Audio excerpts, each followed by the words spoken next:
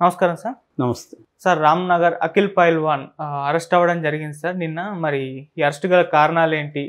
So ఇతని biography ఏంటి? ఎవరు ఇతను అసలు?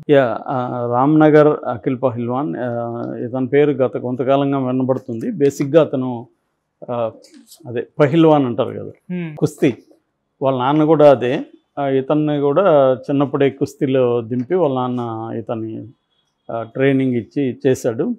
ఇతను బేసిక్గా వృత్తిరీత్యా అడ్వకేట్. ఇతను మామూలుగా అయితే అడ్వకేట్ ప్రాక్టీస్ చేస్తాడు, హైకోర్టులో అడ్వకేటు. బట్ ఈ యూత్ ఐకాన్ లాగా అయిపోయాడు. సోషల్ మీడియాలో కూడా ఇతని వీడియోస్ ఇవన్నీ చాలా ఎక్కువ ఉంటాయి. యూట్యూబ్ ఇంటర్వ్యూలు కూడా బాగా ఇచ్చాడు. ఆ క్రమంలో అతను చెప్పింది ఏంటంటే, పహిల్వాన్ అంటే ఒక మీనింగ్ కూడా చెప్పాడు అతను. అదేంటంటే చిక్కులు నుంచి విడిపించేవాడే పహిల్వాన్ అని. సో ఇప్పుడు అది ఐరనీ అంటాం కదా, అతనే చిక్కుల్లో ఇరుక్కున్నాడు. అది కూడా ఒక వ్యభిచారం అంటారు, అంటే సెక్స్ వర్కింగ్, అమ్మాయిలతో వ్యాపారం చేయిస్తా. అబిడ్స్లో ఒక హోటల్ మీద, ఫార్చ్యూన్ అనే ఒక హోటల్ మీద సౌత్ జోన్ పోలీసులు టాస్క్ ఫోర్స్ రైడ్ చేశారు. ఆ రైడింగ్లో 16 మంది అమ్మాయిలు, 4 క్లయింట్స్ దొరికారు. దాదాపు 2 ఆర్గనైజర్స్ కూడా పట్టుకున్నారు. వీళ్ళు దీనంతా కోఆర్డినేట్ చేసేవారు. ఇదంతా నడుపుతుండేది ఈ అఖిల్ పహిల్వాన్ అనేది పోలీసులు చెప్తున్నారు. వీళ్ళు బేసిక్గా రామ్‌నగర్లో ఉంటాడు ఈయన. సో రామ్‌నగర్ అఖిల్ పహిల్వాన్ అంటారు. సో ఇతన్ని ఇప్పుడు అరెస్ట్ చేశారు. అంటే ఈ మొత్తం వ్యభిచార రాకెట్ని ఇతన్ని నడుపుతున్నాడు అనేది వాళ్ళ ఆరోపణ. సో కోర్టుకు పెడితే కోర్టు 14 రోజులు రిమాండ్కి కూడా పెట్టింది. అందువల్ల ఇప్పుడు ఒక్కసారిగా హైదరాబాదులో మెయిన్గా యూత్కి అంతా తెలుసు, ఇతను ఏదైనా బోనాలు అటు వచ్చినప్పుడు కూడా డబ్బులు ఖర్చు పెట్టి బాగా చేస్తాడు. ఒక రకంగా వెరీ పాపులర్ ఫిగర్ అని చెప్పుకోవచ్చు. సో పైగా అతను హైకోర్టు అడ్వకేటు. మరి అలాంటి అతను ఇది ఎందుకు చేస్తున్నాడని తెలీదు. రెండోది ఏంటంటే, ఈ అమ్మాయిల్ని, కొంతమంది అమ్మాయిల్ని ఫారిన్ నుంచి తెప్పించారని చెప్తున్నారు. కొంతమంది కలకత్తా, ముంబై నుంచి తెప్పించి బలవంతంగా వాళ్ళ దగ్గర వ్యభిచారం చేయిస్తున్నాడు అన్న ఆరోపణలతో వచ్చేశారు.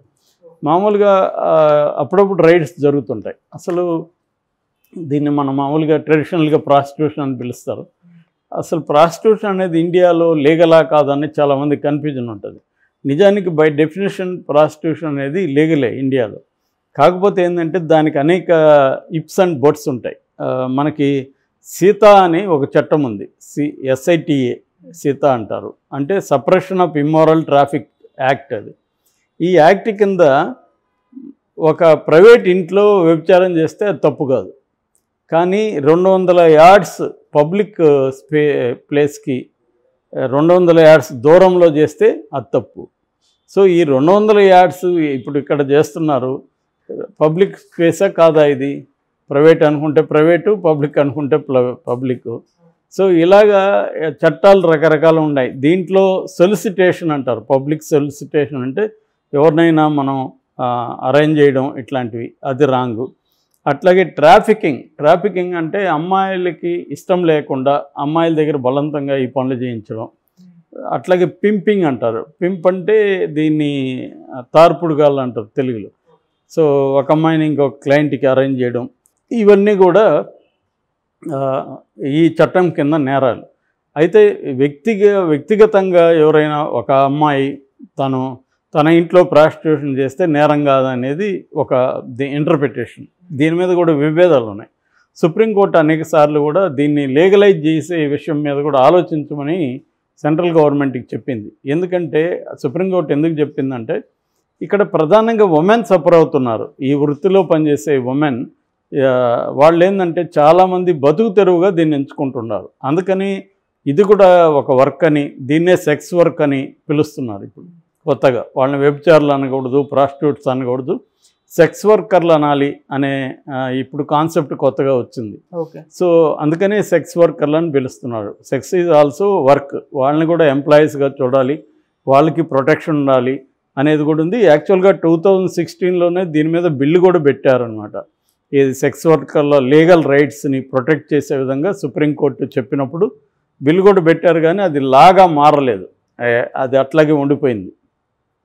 యాక్చువల్గా మన దేశంలో దాదాపు 30 లక్షల మందికి పైన సెక్స్ వర్కర్లు ఉన్నట్టుగా ఒక అంచనా. ఇందులో దాదాపు 10 లక్షల మంది అండర్ ఏజ్, అంటే 18 ఇయర్స్ కంటే లోపల ఉన్నవాళ్ళు ఉన్నారు. మామూలుగా ఈ ఒకప్పుడు ఏంటంటే ప్రతి టౌన్లో కూడా కొన్ని ఏరియాల్లో ఇది జరిగేది. అంటే ఫర్ ఎగ్జాంపుల్ ముంబైలో రెడ్ లైట్ ఏరియా లేదా కామాటిపుర ఇలాంటి కొన్ని ఏరియాలు ఉండేదన్నమాట. అట్లా ప్రతి హైదరాబాద్లో కూడా కొన్ని ఉండేది. అట్లా ప్రతి సిటీలో లేదా టౌన్లో ఒక ఏరియా పర్టికులర్గా జరిగేది. ఆ ఏరియాలో ఏముంటుంది అనేది అందరికీ తెలుసు. అలా అప్పుడప్పుడు వాటి మీద రైడ్స్ జరిగేది. పోలీసులు డబ్బులు తీసుకొని ఇచ్చేసేవాళ్ళు. వాళ్ళకి సపరేట్ లాయర్లు ఉండేవాళ్ళు. మన ఫేమస్ రైటర్ ఉన్నాడు తెలుగులో, రావిశాస్త్రి, రాచకొండ విశ్వనాథ శాస్త్రి. ఆయన కూడా ఎక్కువగా ఈ అమ్మాయిల తరపున కోర్టులో వాదించేవాడు. ఆయన్ని ఒక మొరటగా అక్కడ మండల లాయర్లను కూడా పిలిచేవాడు ఈ రావిశాస్త్రిని. దీని మీద కథలు కూడా ఆయన చాలా కథలు రాశాడు. ఈ సెక్స్ వర్కర్ల మీద కూడా ఆయన చాలా కథలు రాశాడు అన్నమాట. ఇలాగా మనకి ఇదేంటంటే one of the ancient professions అంటారు దీన్ని. సో ఇప్పుడు కూడా ప్రాబ్లం ఏమవుతుందంటే ఈ పోలీసులు దీన్ని మిస్గా ఇచ్చేసి అప్లై చేసి చట్టాన్ని ముఖ్యంగా సెక్స్ వర్కర్ని వేధిస్తున్నారు అనేది. ఆ మధ్య కూడా ఒక సెక్స్ వర్కర్ని హైదరాబాద్లో ఒక పోలీసు అత్యాచారం చేశాడని విమర్శలు వచ్చాయి. ఇలాగే వీళ్ళని ఎక్కువగా పోలీసులు ఏం చేస్తారంటే వాళ్ళని పట్టుకుపోవడం, వాళ్ళని వీళ్ళు లైంగికంగా వాడుకోవడం, వాళ్ళ మీద కేసులు పెట్టి బెదిరించడం, ఇవన్నీ చేస్తుంటారు. డబ్బులు తీసుకోవడం, ఇవన్నీ చేస్తుంటారు అన్నమాట. అది ఇప్పుడు ఏమైపోయిందంటే దీంట్లో 2 రకాలు ఉంది. ఒకటి ఇలాగా హోటళ్ళల్లో అక్కడెక్కడ చేయడం. రెండోది ఏంటంటే హైటెక్ పద్ధతుల్లో, అంటే వాట్సాప్ గ్రూపులు కొన్ని ఫామ్ అవ్వడం. వాళ్ళు ఎక్కడో ఉంటాడు, వాడెవడో మనకు తెలీదు, వాడు నెంబర్ మాత్రమే మనకు ఉంటుంది. మనల్ని కాంటాక్ట్ చేస్తే వాడు ఫోటోలు పంపిస్తాడు. సెలెక్ట్ చేసుకుంటే ఆ అమ్మాయితో వాడికి కూడా సంబంధం ఏమి ఉండదు, ఆ అమ్మాయి ముఖం కూడా వాడు చూస్తున్నాడు. ఇవన్నీ ఇలాగా ఒక వెర్చువల్ ప్రపంచంలో జరుగుతుంది. రెండవది ఎస్కార్ట్ అంటారు. ఎస్కార్ట్ సర్వీసులు అయితే ఆన్లైన్ లీగల్గా ఉంటాయి. అవి ఎస్కార్ట్ అంటే ఇప్పుడు ఒక బిజినెస్ మ్యాన్ ఆస్ట్రేలియా నుంచి ఇండియాకి వచ్చాడు. అతనికి ఇక్కడ లోకల్గా ఒక టైపింగ్ కావచ్చు, అతను పర్సనల్ అసిస్టెంట్గా అన్ని పనులు ఈ అమ్మాయి చేస్తుంది. లేదా ఇక్కడ ఇంగ్లీష్లో తెలుగులో ట్రాన్స్లేట్ చేయడానికి కావచ్చు. ఇలాగా దాంతోపాటు అమ్మాయి అతనితో గడుపుతుంది కూడా. దీన్ని ఎస్కార్ట్ సర్వీస్ అని పిలుస్తుంటారు అన్నమాట. ఇలాగా రకరకాల పద్ధతిలో ఇది పెరుగుతుందే కానీ ప్రపంచవ్యాప్తంగా ఇండియాలో కూడా టెక్నాలజీ ఉపయోగించుకొని మరింత ఇదైంది. ఈ మధ్య ఏమైందంటే దేశాల సరిహద్దులు కూడా చెడిపోయినాయి. కొన్ని దేశాల్లో ఏమో ఫర్ ఎగ్జాంపుల్ థాయిలాండ్ లాంటి దేశాల్లో ఇది లీగల్. అసలు వాళ్ళ టూరిజమే సెక్స్ టూరిజం మీద ప్రధానంగా డిపెండ్ అయితే బతుకుతుంది. వేరే రకమైన టూరిజం కూడా ఉంది కానీ దీని ప్రధాన అట్రాక్షన్గా ఉంటుంది అనమాట.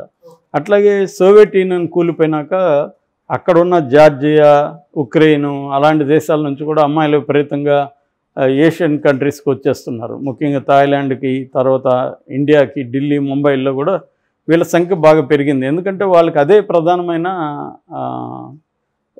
దాని ఏమంటారు బ్రెడ్ వినింగ్ యాక్టివిటీ అనమాట. వాళ్ళకి ఫుడ్ పెట్టే యాక్టివిటీ. ఆ మధ్య కూడా శ్రీలంకలో సంక్షోభం వచ్చినప్పుడు ఎక్కువ మంది అమ్మాయిలు ఇదే పని చేయాల్సి వచ్చింది. ఆ రకంగా ఏంటంటే చాలా దీన్ని మనం మోరల్ దృష్టిలో చూసినప్పుడు చాలామంది దీన్ని వ్యతిరేకిస్తారు కానీ చాలా దీనికి సోషల్ కండిషన్స్ కూడా ఉంటాయి. చాలామందికి వేరే మార్గం లేకుండా దీంట్లో వచ్చేవాళ్ళు ఉంటారు.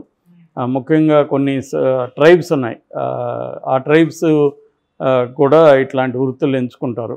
కొన్ని ఇదేమంటుందంటే దీంట్లో కూడా వ్యాపారం ఉంటుంది, దీంట్లో ట్రాఫికింగ్ ఉంటుంది, అమ్మాయిని తీసుకెళ్ళిపోయి చేయడం. అది దుర్మార్గం, అది ఘోరం. దాన్ని చట్టాలు కూడా ఒప్పుకోవు. కాకపోతే దీంట్లో వాలంటరీగా ఇష్టపూర్వకంగా అమ్మాయిలు కూడా బాగా పెద్ద ఎత్తున వస్తున్నారు. దానికి ఒక కారణం ఏంటంటే ఈజీ మనీ. మిగతా ప్రొఫెషన్లో కంటే కూడా దీంట్లో త్వరగా డబ్బులు ఎక్కువ సంపాదించుకోవచ్చు. దాన్ని ఇంకా ఏదైనా వ్యాపారాలు చేసుకోవచ్చు. ఇలాంటివి చాలా కూడా జరుగుతున్నాయి. ఆ రకంగా చాలా ప్రముఖ వ్యాపారస్తులు కూడా ఉన్నారు ఈ సెక్స్ వర్కర్లలో.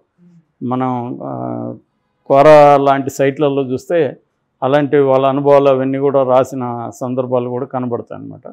సో ఆ యాంగిల్లో తీసుకున్నప్పుడు అమ్మాయిల్ని హింసించడం దీంట్లో అసలే వాళ్ళ బాధితులు, మళ్ళీ వీళ్ళు పోలీసులు పెట్టి కోర్టులకు పెట్టి వాళ్ళని జైళ్ళల్లో పెట్టి హింసించడం కరెక్టా అన్న ఒక విమర్శ బలంగా ఉంది. వీళ్ళ తరపున అనేక మంది ఎన్జిఓ ఆర్గనైజేషన్స్ పనిచేస్తున్నాయి. కానీ హైదరాబాద్లో ఈ మధ్య ఇలాంటి రైడ్స్ ఎక్కువ వింటున్నాం.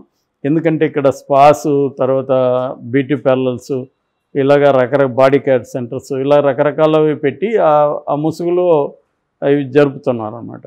దీంతో ఒక్కోసారి పోలీసులకి వాళ్ళకి రేపో కుదిరినప్పుడు అంత బాగానే ఉంటుంది, కుదిరినప్పుడు చేయడం, లేదా కొన్ని హోటల్స్ మీద రైడ్ చేసి అప్పుడప్పుడు ఇలా చేయడం ఉంటుంది. ఇది ఒక సిస్టమ్ అన్ని రెగ్యులేషన్స్ అనేవి లేవు. పెట్టాలనే డిమాండ్స్ అయితే ఉంది, లీగలైజ్ చేయాలనే డిమాండ్స్ కూడా విపరీతంగా ఉన్నాయి. లీగలైజ్ చేస్తే ఉమెన్ కనీసం రెగ్యులేషన్స్ అవి ఉంటాయి, ప్రొటెక్షన్ ఉంటుంది, ట్రాఫికింగ్కి వ్యతిరేకంగా ఫైట్ చేయడానికి కూడా ఛాన్స్ ఉంటుంది అనేది ఒక బలమైన అభిప్రాయం ఉంది.